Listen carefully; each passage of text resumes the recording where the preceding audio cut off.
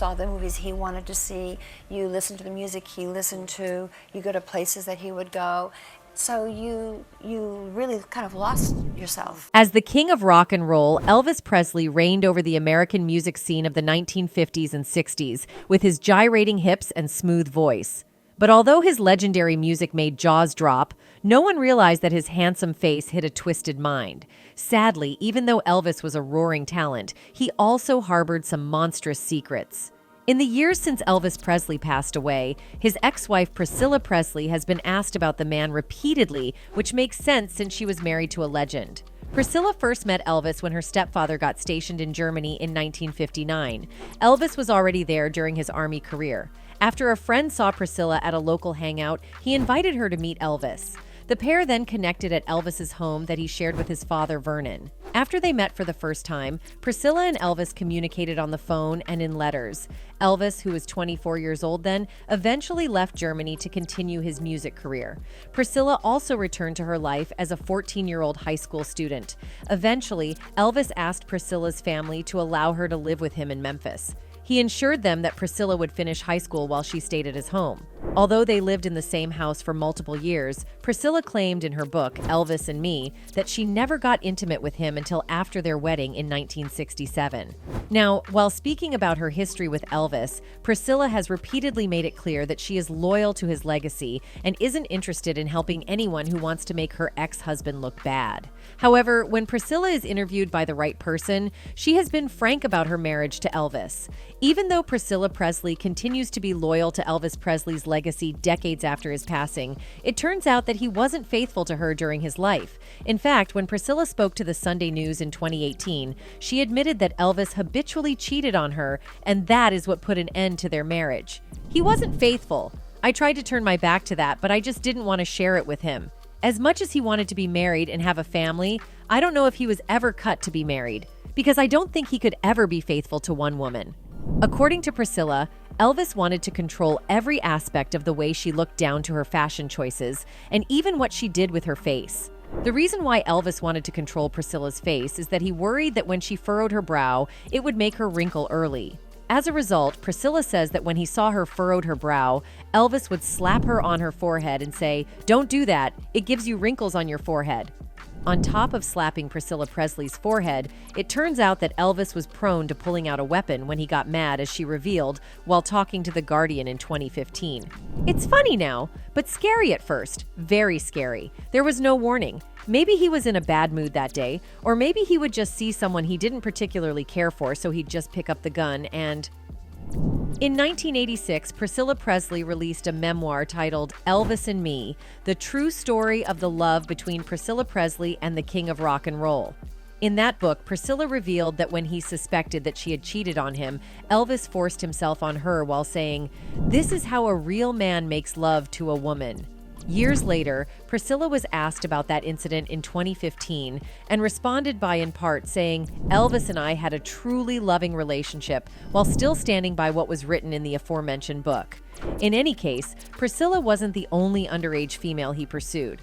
From his early 20s onwards, Presley conducted hidden liaisons with baby-faced teenagers. One of the first was the teenager Elvis called Little Francis, who dated the king of rock at just 14. Elvis spotted Frances Forbes behind the famous wrought iron gates of Graceland as she lingered in a pack of adoring fans. Frances was stunned by Elvis close up. "He had the most perfect face a person could ever ask for," she told 60 Minutes reporter Amelia Adams. A romance quickly blossomed between the teenage Frances and the then 22-year-old Elvis. Infatuated with the star, Frances would often spend the night at Graceland. Sometimes she would party, other times it was just the two of them. "My mother called Graceland several times about me being home in time for school. Elvis would get on the phone and soothed her feathers when he said, 'I'll have her home in time,'" Frances said. As Elvis grew older, he continued to have secretive relationships with teenage girls. In 1960, 25-year-old Elvis asked to meet 14-year-old Sandy Farah after spotting her in a photograph at her father's nightclub. Sandy's mother initially only allowed her daughter to go on dates with Elvis if she was present. By their fourth date, however, Sandy was allowed to see him alone, and a relationship developed. "It was a lot of hugging and kissing for many hours," Sandy said. "He would shave his face very closely for me, but because it was still a man's face with little whiskers, I'd go to school the next day, and my face would be all red and kind of raw." she said. Like Francis, Sandy and Elvis never engaged in full intimate relations. However, their relationship continued to evolve, culminating when the superstar asked Sandy to move in with him at Graceland. This was not long before Priscilla Presley moved in. Sandy's mother vehemently objected to the move, and so their romance deteriorated. As Elvis approached 40, his penchant for teenage girls did not ease. Rika Gosson was also 14 when she met Elvis when he was 39 in 1974. Rika was introduced to the King when she was hanging out with his younger stepbrothers, and Elvis picked the group up in a white Cadillac. He looked through the rearview mirror, turned around, smiled, and said, "I've heard all about you," Rika said. Elvis enchanted the teenager, taking her on an expensive shopping trip, and a mutual fascination developed despite their 25-year age gap. One day, Rika questioned Elvis about his attraction to a girl of her age. He said that it took him back to his younger years, that it didn't feel like I was expecting much from him. It made him feel more comfortable being with someone my age, Rika said. Rika, too, is adamant only kissing occurred with Elvis. Apparently, Elvis was conscious of the legal ramifications he would face if he engaged in activity with any of the underage women. However, that did not stop the legend from allegedly ABing these women. Elvis was a manipulator who had extremely controlling streaks to his behavioral patterns, and he could get violent. He met Ginger Alden when she was 20, and he was 41. She was a pageant queen who he hoped to make his wife, but their relationship was problematic. His treatment of her was horrifying, and the pair constantly argued during their time together. After one row, he allegedly asked one of his aides to pop the tires on Alden's car so she couldn't leave his home. And on another occasion, when she drove away after a fight, it is claimed that he fired a gunshot. The couple were engaged to be married, but their tempestuous relationship never made it that far. It wasn't just Alden who he severely manipulated. Numerous reports have claimed that Elvis went as far as drugging Priscilla and spiking her with amphetamines to keep her awake through their Mammoth S sessions. Allegedly, after being introduced to them in the Army, Presley had grown addicted to the substances, and they later grabbed control of his life. During these drugged-up marathons with Priscilla, Elvis also took photographs on a Polaroid camera, which he stored in a silver suitcase delivered to Priscilla after his death, years after their divorce. In any case, even in the early days of his career, Elvis's hips had a mind of their own, and the ladies loved him for it. As soon as the instrumental section kicked in, he'd step back from the microphone, losing himself in the music and shaking his entire body. The crowd went nuts. These dance moves were all natural, but as soon as he realized that they were a hit, he began to milk it for all it's worth. However, not everyone loved these spicy gyrations. Though Elvis was a hit with the ladies, young men treated him in an incredibly brutal way. Many teen boys despised him and would actively try to harm him in his shows, forcing the singer to hire a guard for certain public appearances. As one of his managers said, "It was almost frightening. Somebody'd always try to take a crack at him." Still, this was the least of Elvis's worries. He had enemies waiting around every corner. Presley's scandalous 1953 show in La Crosse, Wisconsin earned him his most terrifying enemy yet.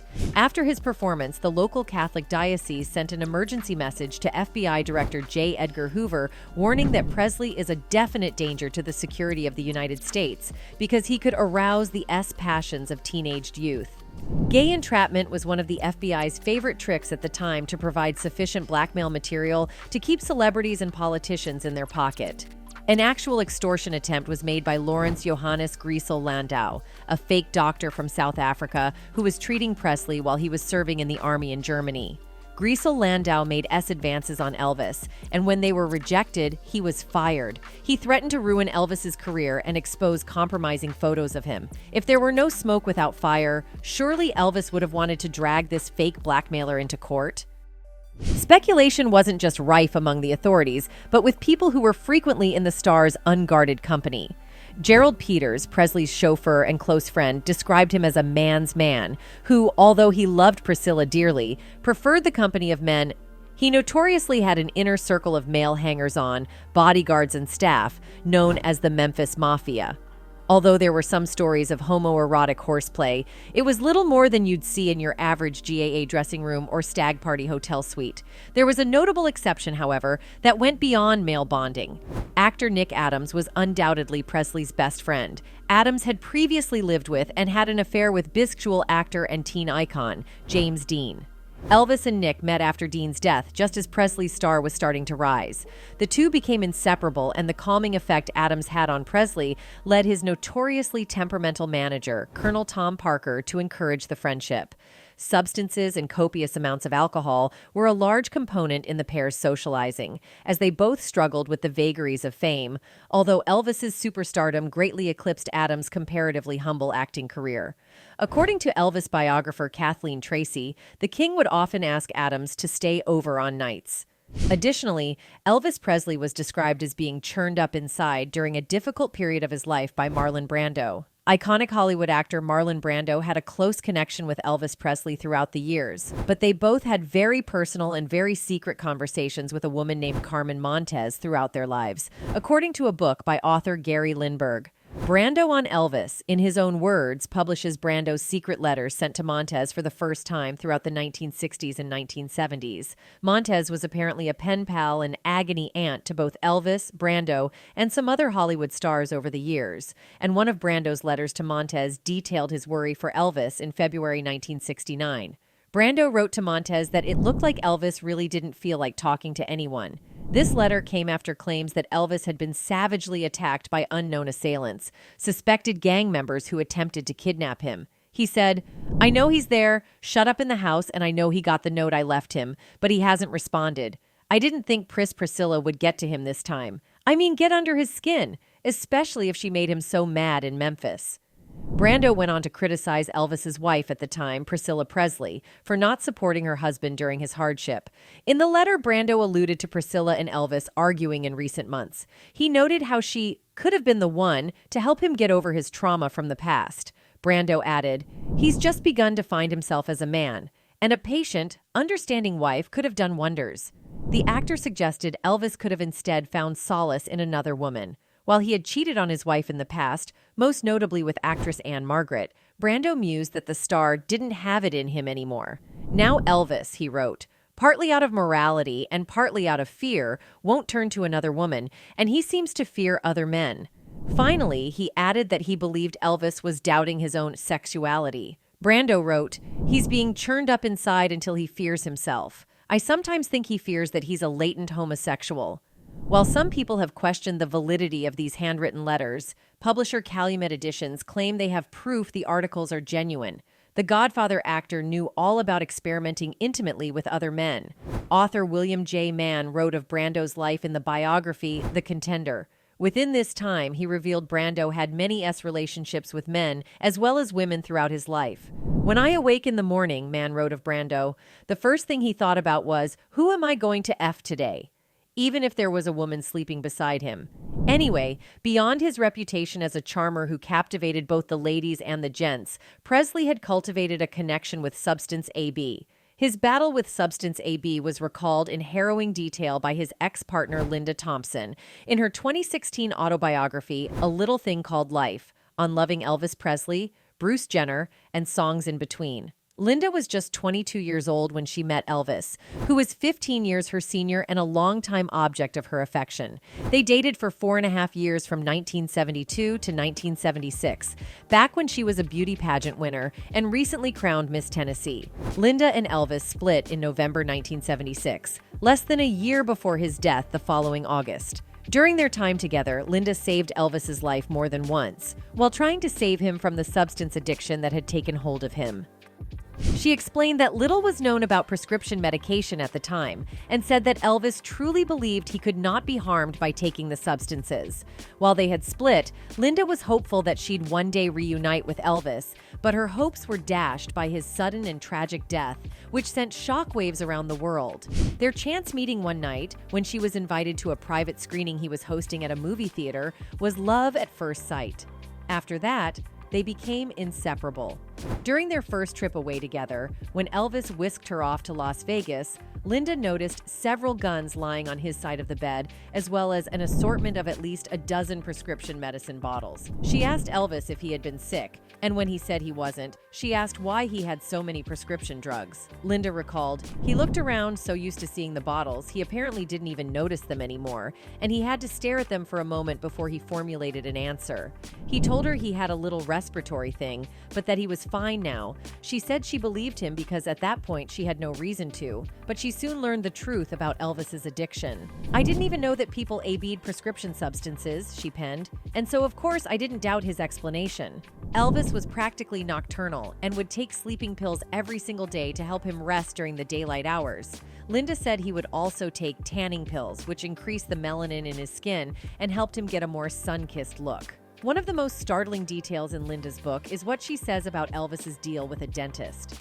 Linda accompanied Elvis to the dentist, where he had a quick filling. Then, with a wink and a nod, the doctor left the room. She wrote, "Elvis immediately opened the cabinet under the sink and took out a gigantic jar of pills. Without hesitation, he began taking handfuls of the pills and stuffing them into random pockets." Linda said it was clear this wasn't the first time he'd done this, and that although he acted like it was all totally natural, she couldn't believe what she was seeing.